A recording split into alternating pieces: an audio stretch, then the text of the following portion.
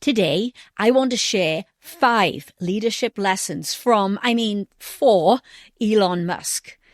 Elon has been in the news a lot lately, but I want to talk about his leadership style and how it impacts his companies, his people, how it impacts the industry with a view to improvement. It's easy for us to slam people because they don't like something that we like or believe in something that we don't believe in. But I want to take a careful look at what I think are 5 crucial leadership lessons for Elon. Number 1, Musk is undeniably mission-driven. He said, and I quote, "The acceleration of sustainable energy is absolutely fundamental, because this is the next potential risk for humanity. So obviously, that is by far and away the most important thing." End quote. We have heard many quotes from Musk about how Tesla is a vehicle, literally, a vehicle towards achieving this mission, this goal of sustainable energy. And he has rallied the world around this mission. His people believe in him. His investors believe in him. All of his employees believe in the mission. It is one of the finest examples of a mission-driven company, Tesla. Nobody could dispute that. But here's the lesson to be learned. When you have the power to do that, and you've done such a remarkable job of creating this brand, this whole community, do not then align yourself with people who do not support your mission. Publicly talking about your alignment with people who do not share your mission, putting so much of your life, your energy, and your money to support people that do not share your mission causes tremendous confusion. I'm talking about you as a leader.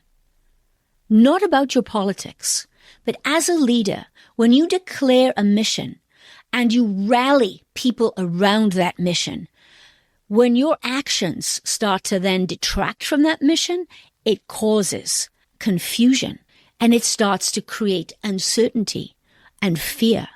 And that's where the problem starts. So yes, stay on task with the mission, but make sure that your actions are aligned with your mission and you do not waver. Number 2, your relentless drive to solve problems. You get this better than almost anybody on the planet. You see a problem and you go after it, and it doesn't matter what they say, what the industry experts say, the naysayers say. If you believe in something, you will find that pain point and you will find a way to solve it. And you will work day and night and day until it happens. You will inspire people to do more, to drive innovation. But this intense culture, which then becomes a fear-based culture, cannot sustain. It actually restricts creativity. There's a different leadership model during the startup phase of a company and full-scale production. If you continue to operate with this fear-based approach, berating people, yelling at people, making people feel bad. Yes, I said that word, feel bad. I know that you have trouble with empathy. Yeah, I've read the Isaacson biography.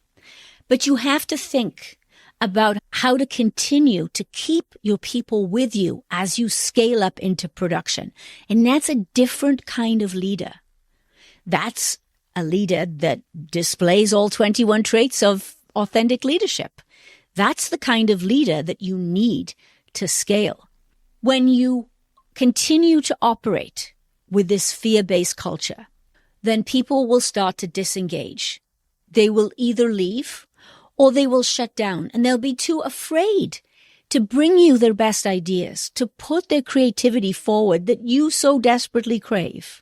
Number 3, leading by example.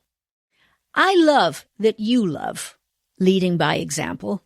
And I read a quote that said that you never ask your team to do something that you wouldn't do. And that's admirable. It's a powerful motivator. You have an incredible work ethic. People see that, but you cannot expect that of every other person. You cannot expect people to sleep on the shop floor overnight. You just can't. Leading by example in the business world also expands out into your behaviors. You have to model the behaviors that you want from the people in your companies. That's what you do as a CEO. I know you don't like the term CEO, but that's what you do as the ultimate leader of a company. It's how you behave, how you act, how you make decisions that permeates through the rest of the company. That's how you create a culture. And certainly your actions and behaviors over the past week, I am sure that you would not want your people to behave that way. So please pay attention to closing that gap between the model of leader that you think your companies need and the behavior that you're displaying.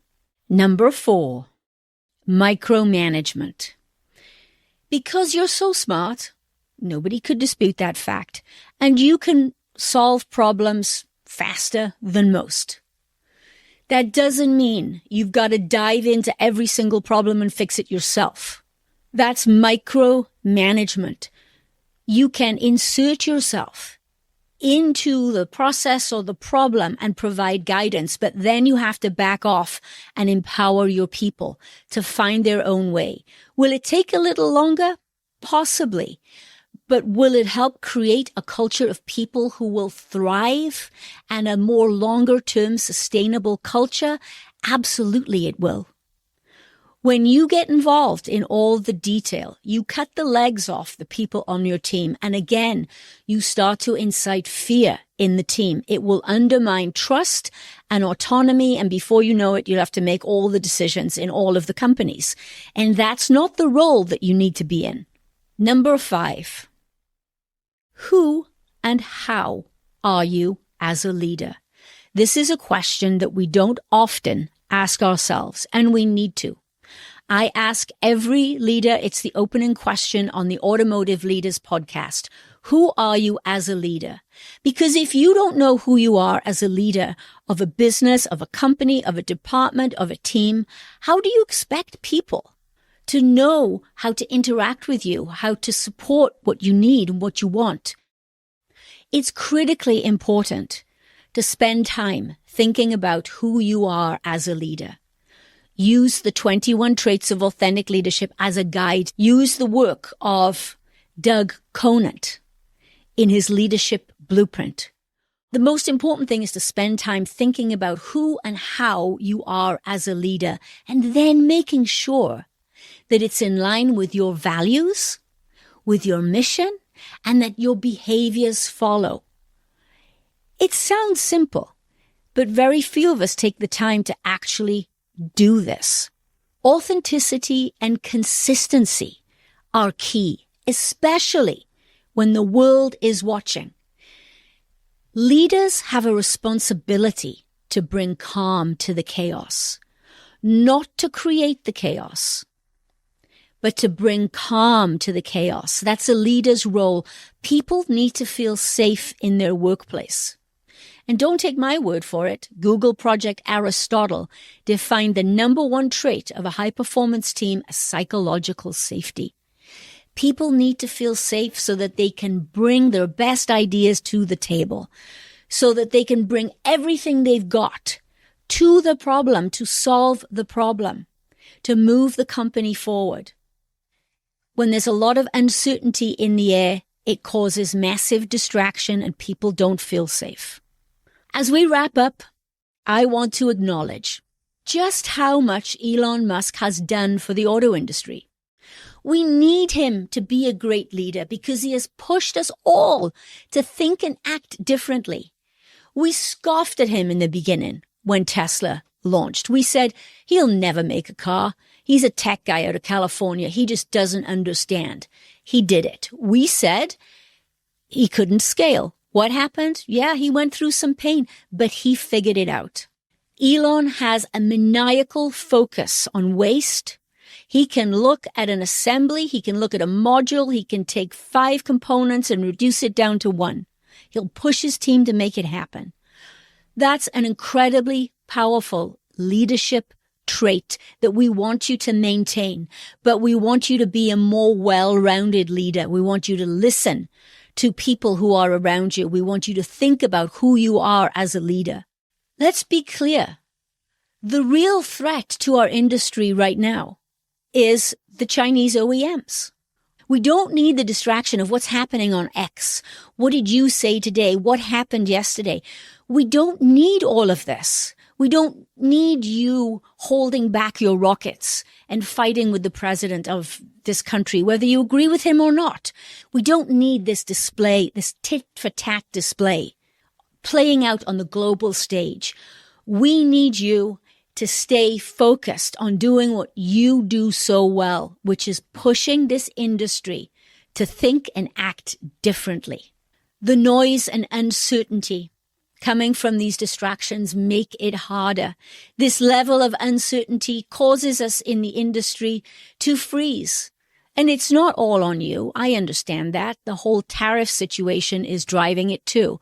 But all of these things happening at the same time is preventing us from focusing on our real mission. So please, Elon, get back to what you're really good at, which is pushing this auto industry to think and act differently. Because the entire industry, indeed the entire world, is watching, and we can't afford to lose our edge now. Thanks for listening. Let's keep the conversation going on what real, authentic leadership looks like in today's world.